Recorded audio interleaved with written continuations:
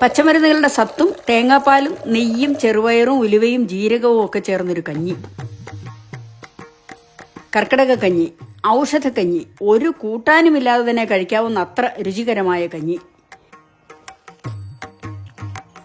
കർക്കിടക കഞ്ഞിക്കുള്ള ചെറുപയറും ഉലുവയും നേരത്തെ വെള്ളത്തിലിട്ട് കുതിർക്കണം. ചെറിയൊരു പാത്രമാണ് അളവ് പാത്രമാക്കിയെടുത്തത്. അരിയുടെ അളവിന്റെ പകുതി മതി പയർ, പയറിന്റെ അളവിന്റെ പകുതി മതി ഉലുവ. നന്നായി കഴുകി അരിച്ചു കുതിരാനിട്ടാൽ ആ വെള്ളത്തോടെ പാചകം ചെയ്യാം. ആഹാരമാണ് ഔഷധം എന്നല്ലേ? എത്ര ഔഷധ ഗുണമുണ്ടെന്ന് പറഞ്ഞാലും രുചികരമല്ലെങ്കിൽ ആസ്വദിച്ച് കഴിക്കാനാവുമോ? കയ്പും ചവർപ്പുമുള്ള പലതരം ചെടികളുടെ സത്തും ഉലുവയും എന്നൊക്കെ കേൾക്കുമ്പോൾ തന്നെ മഴയും പിടിച്ചിരിക്കുന്ന ഇക്കാലത്ത് തന്നെ വേണോ ഈ ക്രൂരത എന്നൊക്കെ തോന്നിപ്പോയേക്കാം. എന്നാൽ വിധിയാമണ്ണം ഉണ്ടാക്കിയാൽ എത്ര കഴിച്ചാലും മതിവരാത്ത അത്ര രുചിയായിരിക്കും. കയ്പും ചവർപ്പും ഒക്കെ എവിടെ പോയി ഒളിച്ചു എന്ന് തോന്നിപ്പോവും.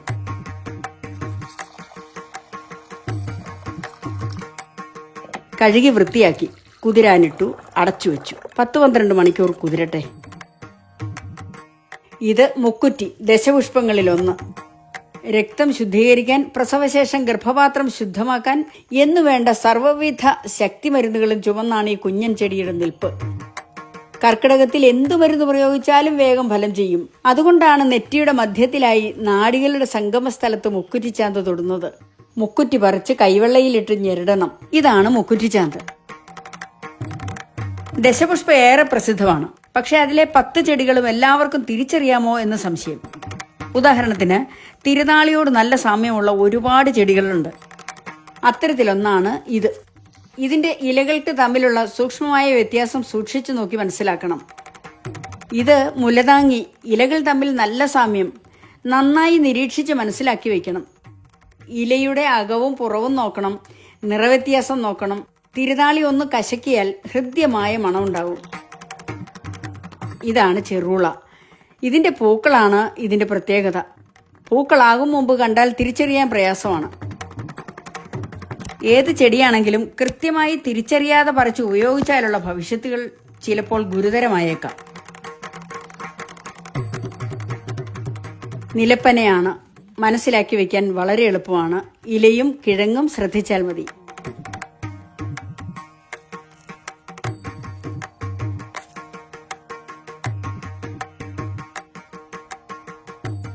ഇതാണ് മുയൽ ചെവിയൻ. ഇത് അപരൻ. അപരന് മഞ്ഞപ്പൂവ്. ഇലയുടെ നിറത്തിലുള്ള വ്യത്യാസവും പ്രതലത്തിന്റെ വ്യത്യാസവും പോലും അതിസൂക്ഷ്മം. തണ്ടിന്റെ വ്യത്യാസം പ്രായമായ ചെടികളിൽ പ്രകടമായിരിക്കും.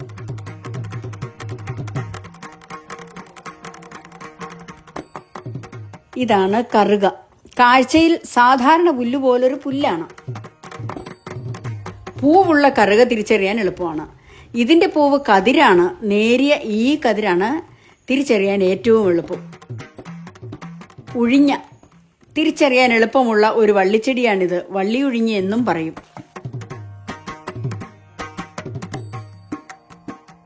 ഇത് കയ്യുണ്യമാണ്. കയ്യുണ്യത്തിന്റെ പൂവ് ശ്രദ്ധിക്കണം. വളക്കൂറും വെള്ളത്തിന്റെ ലഭ്യതയും ഒക്കെ അനുസരിച്ച് ഇലകൾക്കും ചെടിയുടെ രൂപത്തിന് തന്നെയും മാറ്റം വരുമെന്ന് ഓർക്കണം.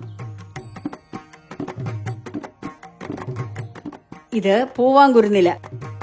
ഇത് വിഷ്ണുക്രാന്തി. ഇതിന്റെ കുഞ്ഞ് നീലപ്പൂവ് കണ്ടോ? ഇതേപോലെ നീലപ്പൂവുള്ള ഒരു ഉദ്യാന ചെടിയുമുണ്ട്. അതിന്റെ ഇലയ്ക്കും ഇതുമായി സാമ്യമുണ്ട്.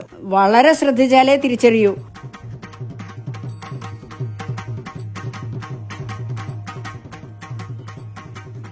ദശപുഷ്പങ്ങൾ കൂടാതെ മറ്റു 11 ചെടികൾ കൂടി ഇന്നത്തേക്ക് പറിച്ചു. ചെടികൾ പറിച്ചെടുക്കാൻ പറ്റാത്തത്ര മാലിന്യം തീണ്ടിയ, വിഷം തീണ്ടിയ ഇടങ്ങളാണെങ്കിൽ മരുന്ന് ചെടി ഉപയോഗിക്കുന്നതിലും നല്ലത് മരുന്ന് കഞ്ഞി ഉണ്ടാക്കാതിരിക്കുന്നതാണ്.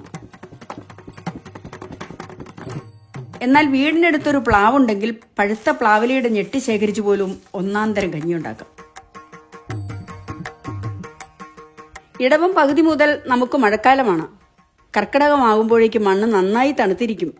കുളിര് കാത്തു മാസങ്ങളായി കിടന്നിരുന്ന വിത്തുകളൊക്കെ മഴയിൽ കുളിച്ചു മുളച്ച് മതിച്ചു നിൽക്കുന്ന കാലം.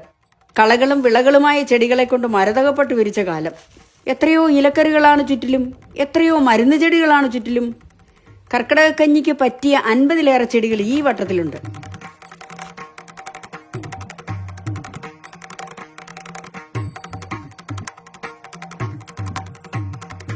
ഉലുവയും പയറും ഈ നേരം അത്രയും വെള്ളം കുടിക്കുകയായിരുന്നു. ഇപ്പോൾ പാത്രത്തിൽ ഇങ്ങനെ ഉരുണ്ട് വീർത്ത് കിടപ്പുണ്ട്. ഒഴിച്ചിരുന്ന വെള്ളം കുറഞ്ഞിട്ടുണ്ടല്ലോ.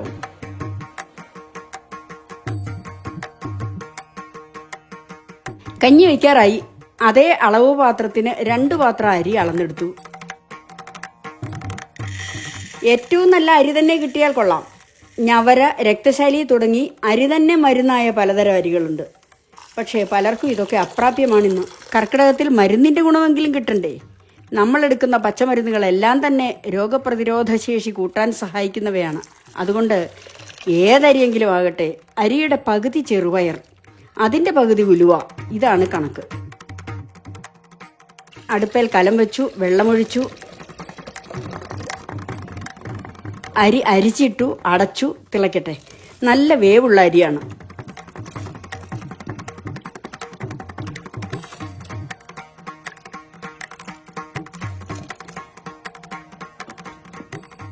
ഈ നേരം മരുന്ന് ചെടികൾ കഴുകാം.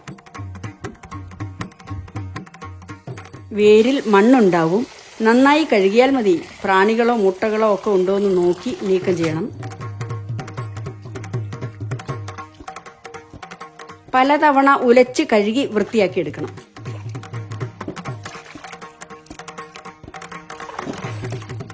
കഞ്ഞി തിളച്ചു മറിഞ്ഞുകൊണ്ടേയിരിക്കുന്നു. ഈ ഉലുവയും പയറും ശേഷിച്ച വെള്ളത്തോടെ തിളയ്ക്കുന്ന കഞ്ഞിയിലേക്ക് ഒഴിക്കാം. 3 കൂട്ടരും കൂടി എന്തൊക്കെ രാസ കൈമാറ്റങ്ങളാണ് നടത്തുക എന്ന് ആര് കണ്ടു? കയ്പ്പനാന്ന് പറഞ്ഞ് ഉലുവയെ പീഡിപ്പിക്കുമോ? ആഢ്യനാണെന്ന് പറഞ്ഞ് പയറിനെ തോളിലേറ്റുമോ? ഒന്നും പറയാൻ പറ്റില്ല. കർക്കിടകമല്ലേ, സഹിക്കുക തന്നെ.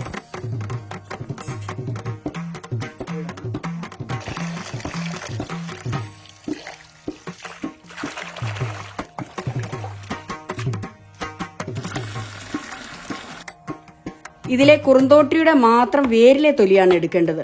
അത് ഇങ്ങനെ ഉരിഞ്ഞെടുക്കണം.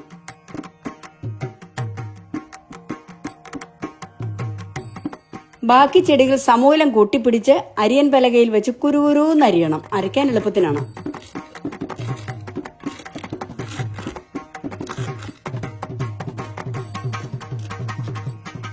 കഴുകി വൃത്തിയാക്കി അരകല്ലിലേക്ക് കഞ്ഞിക്ക് ആവശ്യമുള്ളത്ര ഇന്ദുപ്പിട്ടു. കൂടെ 2 സ്പൂൺ ജീരകവും രണ്ടും ചേർത്ത് നന്നായി അരയ്ക്കണം. ഉപ്പിനും ജീരകത്തിനും ഒപ്പം അരിഞ്ഞ മരുന്നുകളിട്ട് അതേപോലെ നന്നായി അരയ്ക്കണം.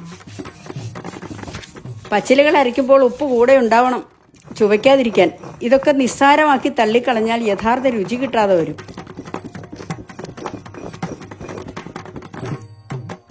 ഇത് നേരെ കഞ്ഞിയിൽ ചേർക്കാവുന്നതേ ഉള്ളൂ. ഞങ്ങൾ അങ്ങനെ ചെയ്യാറുണ്ട്. പക്ഷേ അരഞ്ഞത് അല്പമെങ്കിലും ശരിയായില്ലെങ്കിൽ തൊണ്ടയിൽ തടയും, കുഴപ്പമാവും. എല്ലാവരും കുഴമ്പ് പോലെ അരച്ചൊന്നും വരില്ലല്ലോ. അതുകൊണ്ട് സുരക്ഷിതത്വത്തിനു വേണ്ടി അരച്ച മരുന്നെല്ലാം കിഴിയിലാക്കി പിഴിഞ്ഞെടുക്കണം.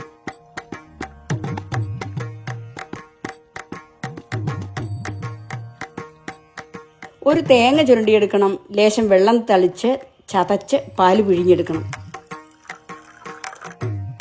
ഞങ്ങൾ ഇന്നും പറമ്പിലൂടെ നടന്ന് മരുന്നുകൾ പറിച്ചുകൊണ്ട് വന്നാണ് മരുന്ന് കഞ്ഞി ഉണ്ടാക്കുന്നത്. കീടനാശിനികളും കളനാശിനികളും കുമിൾനാശിനികളും ഒക്കെ ഉപയോഗിക്കുന്ന പറമ്പിലെ ചെടികൾ വിഷമയമായിരിക്കും. അത് അപകടമുണ്ടാക്കും. ഉപയോഗിക്കരുത്. നമ്മൾ കരുതിയ പോലൊന്നും സംഭവിച്ചില്ല.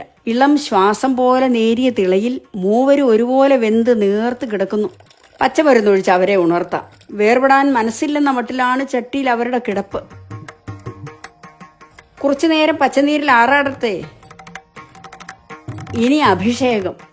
തേങ്ങാപ്പാൽ കൊണ്ടും നെയ്യ് കൊണ്ടും മരുന്ന് ചേർത്ത് കഞ്ഞി ഉണ്ടാക്കിയാൽ മരുന്ന് കഞ്ഞിയായി. നമ്മുടെ പൂർവികർ എത്ര സമർത്ഥമായാണ് ഓരോ ചെടിയുടെയും ഗുണങ്ങളും ദോഷങ്ങളും രോഗങ്ങളുമായുള്ള അവയുടെ ബന്ധവും ഒക്കെ കണ്ടെത്തിയത്. അനുഭവമായിരുന്നു അവരുടെ ശാസ്ത്രം. ആധുനിക ശാസ്ത്രമാണെങ്കിലോ അത്തരം അറിവുകൾ സാങ്കേതിക തികവുള്ള ശാസ്ത്ര പരീക്ഷണങ്ങളിലൂടെ ഇഴകീറി പരിശോധിച്ച് സമ്മതിച്ചിരിക്കുന്നു. ദശപുഷ്പങ്ങൾ രോഗപ്രതിരോധ വ്യവസ്ഥയെ ശക്തിപ്പെടുത്തുമെന്ന്, ശരീരത്തിൽ അടിഞ്ഞുകൂടിയ മാലിന്യങ്ങൾ പുറന്തള്ളുമെന്ന്, ഓർമ്മശക്തിയും ബുദ്ധിശക്തിയും കൂട്ടുമെന്ന്, മാനസിക പിരിമുറുക്കം കുറയ്ക്കുമെന്ന്. കർക്കിടക കഞ്ഞി തയ്യാർ. ഇനി ഒന്നും വേണ്ട, തളികയിൽ വിളമ്പുക, കോട്ടിയെ പ്ലാവില കൊണ്ട് കോരി കുടിക്കുക.